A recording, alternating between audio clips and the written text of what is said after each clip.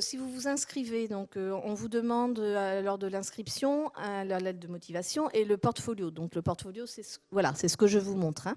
Et donc si vous êtes admissible aux entretiens, vous avez une épreuve de culture générale écrite qui dure 1h15, donc c'est assez succinct. Et vous avez un QCM de langue, en anglais ou en espagnol. Ensuite, vous avez 30 minutes d'entretien avec un jury de 3 profs. En général, ils sont bienveillants. Enfin, moi, les retours que j'ai, c'est vrai que... Bah, tu diras, alors, Gabriel, c'est toi ton expérience. Mais c'est vrai que, voilà, hein, en général, ça se passe bien. Et durant cet entretien, le candidat donc, présente son dossier. Et c'est là, en fait, bon, c'est pas le dossier papier, hein, parce que là, c'est là que le candidat doit amener directement ses dessins, ses croquis, ses peintures. Parce qu'on voit souvent les candidats arriver avec des grosses valises, avec des choses à roulettes. Enfin bon, ils sont très chargés. Mais il ne faut pas hésiter à en mettre plus que ce que vous avez mis, bien sûr, sur votre dossier PDF. Parce que le dossier PDF, forcément, au niveau du dossier, il ne faut pas que ça dépasse 12 émos parce que ça ne passe pas. Donc, si vous êtes aux entretiens, n'hésitez pas à amener plein de choses. Même, franchement, hein, parce que dans les salles, en général, on met une grande table et là, voilà, faut tout présenter, tout étaler, et après, c'est là où l'entretien et l'échange se fait.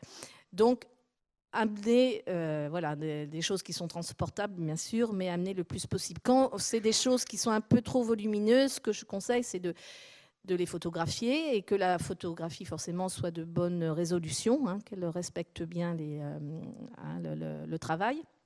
Mais sinon, voilà, faut pas hésiter à amener vos affaires. Pareil pour le portfolio, je ne sais pas si vous avez vu, on va en voir d'autres qui sont forcément tous différents, de mettre vos références, ou alors quand c'est par exemple des peintures, mettre sous la photo de la peinture la dimension de la peinture. Si ça a été fait à l'aquarelle, si à l'acrylique, enfin voilà. Pareil pour une sculpture, la dimension de la sculpture. Alors, pour les vidéos, c'est vrai que les vidéos, en PDF, c'est pas évident. Alors, c'est des captures d'écran. C'est pour ça, ne mettez pas dans votre portfolio que de la vidéo. Parce que c'est pas facile sur un PDF de mettre forcément un film ou un extrait. Donc, c'est vrai que ce que je dis aux candidats, c'est de faire des captures d'écran, mais ne mettez pas que de la vidéo dans votre dossier.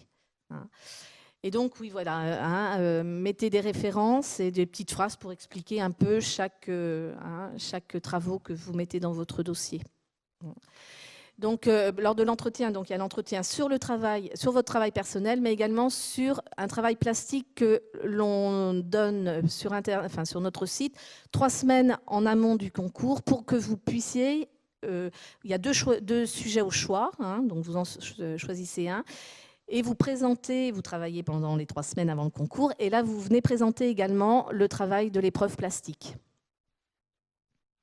Donc, vous avez deux choses à présenter, vos travaux personnels et également l'épreuve que vous avez faite en amont.